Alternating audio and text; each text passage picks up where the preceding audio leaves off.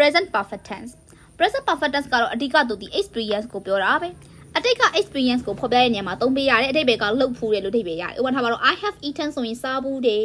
I have been ဆိုရင်ရောက်ဖူးတယ်ဖူးတယ်လို့အဓိပ္ပာယ်ရတယ်မြန်မာလို့ဆိုလို့ရှိရင်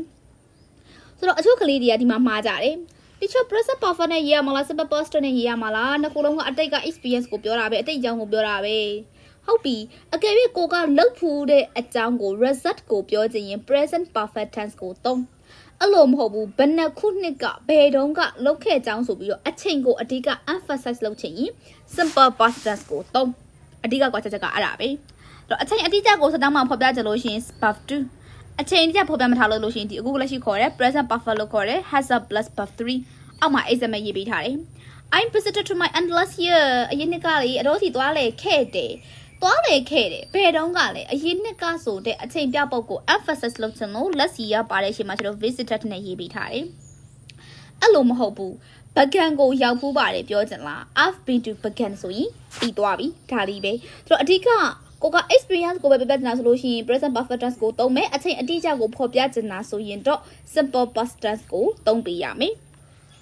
ဆိုတော့အောက်မှာဆိုလို့ရှိရင် example ပေးထားပါတယ်မေးခွန်းမေးတဲ့အခါမှာ if we er ဆိုတဲ့ ever ကိုထည့်လို့ရတယ်ဥပမာထားပါတော့ have you ever been ဆိုရင်မင်းရောက်ဖူးလား have you ever eaten ဆိုရင်စားဘူးလား have you ever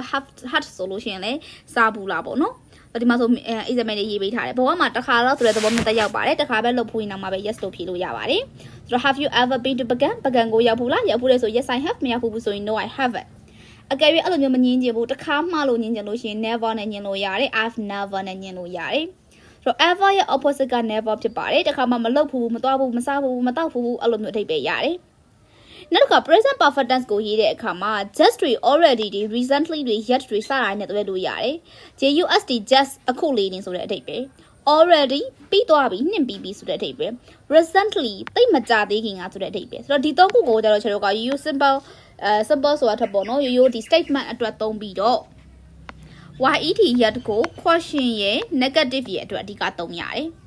ခုထီတိုင်ပေါ့နော်ဆိုတော့အဲ့ just တွေ already တွေ recently တွေကိုအမြဲတမ်း helping verb ရဲ့အနောက် main verb ရဲ့အရှိမလိုက်ရပါတယ် YET ရက်ကတော့အမေးနဲ့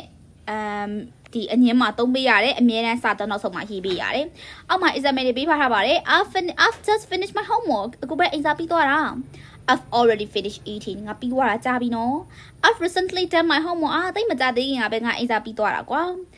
I haven't finished my homework yet အခုထိအိမ်စာမပြီးသေးဘူးဒါမှမဟုတ်လို့ရှိရင်လည်းအခုထိမပြီးသေးဘူးလားမေးကြလေ Have you finished your homework yet or have you finished eating yet နဲ့မေးလို့ရပါတယ်ဆိုပြီးပြောထားတာပါဒီ present perfect tense